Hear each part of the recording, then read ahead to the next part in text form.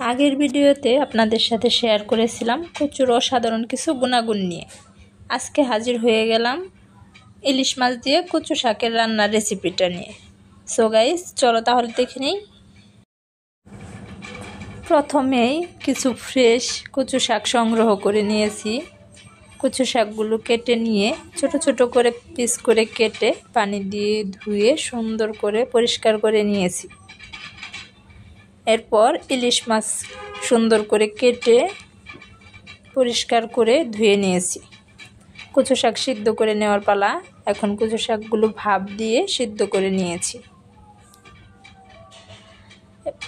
এ পর্যায়ে কড়াইয়ে তেল, পেঁয়াজ, রসুন, কাঁচামরিচ দিয়ে ইলিশ মাছ তেলের মধ্যে ছেড়ে সব মশলা অ্যাড করে নাড়াচাড়া করে কিছুটা পানি অ্যাড করে ঢেকে দিলাম।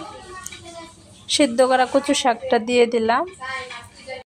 অবশ্যই বর্ষাকালের কচুতে লেবুর রস অ্যাড করে দিতে ভুলবেন না।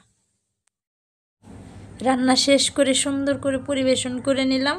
দেখতে কেমন লাগছে অবশ্যই কমেন্ট করে জানাবেন।